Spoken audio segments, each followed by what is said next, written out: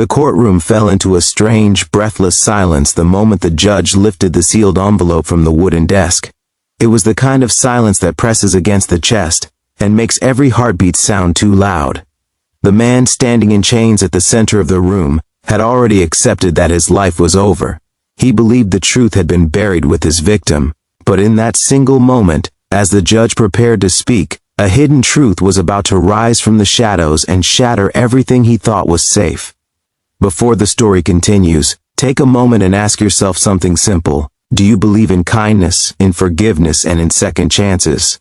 If you do, please like this video, comment your thoughts, share it with someone who needs hope, and subscribe to the channel.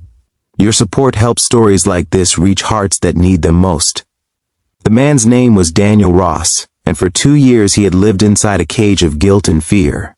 His crime had shocked the small town where he once worked as a quiet mechanic. One stormy night, a woman named Clara was found dead near the riverbank, and Daniel was arrested within hours.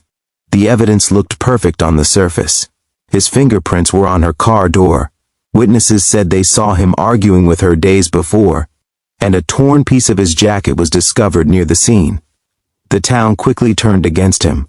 Friends avoided his family. Strangers whispered when his mother walked into the grocery store. Even before the trial began, Daniel had already been sentenced in the court of public opinion.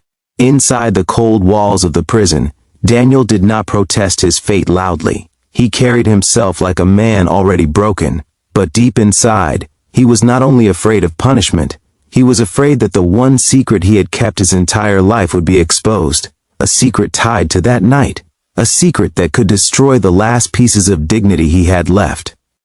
Every time he closed his eyes, he saw the river, the rain, and Clara's face. Not in anger, but in sorrow. The trial was long and heavy with tension. Day after day, the prosecutor painted Daniel as a man driven by jealousy and rage.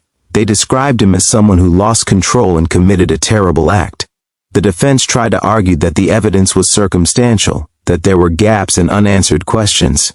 But the room was filled with doubt, and doubt always leans toward fear. Daniel's mother sat in the back row every day, holding a small silver cross in her trembling hands.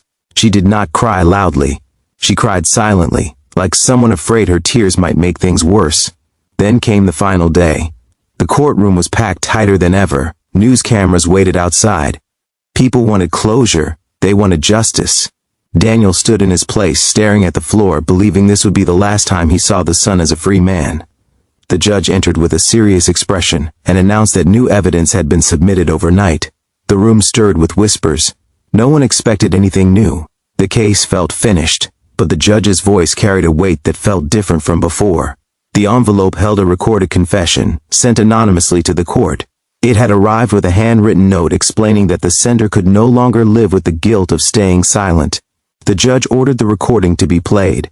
As the sound filled the room, every face changed. The voice was shaky, full of fear and regret.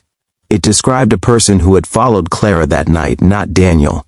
It spoke of an accident during a struggle and of panic that led to running away instead of calling for help. The voice admitted to planting evidence to shift blame, using Daniel's torn jacket piece taken from a workshop where both men once worked. The courtroom froze because the truth did not match the story everyone had believed. It revealed that Daniel had arrived at the river only after hearing Clara scream. He tried to help her, touched the car door in panic, and fled when he saw her lifeless body, terrified that no one would believe him. But there was more. The recording also revealed why Daniel never spoke. Years ago, Daniel had been involved in a tragic incident that cost someone their life. He had been cleared legally, but the town never forgave him. He believed that if he told the truth this time, it would sound like another excuse from a man already marked by tragedy. So he chose silence, thinking prison was better than being hated again.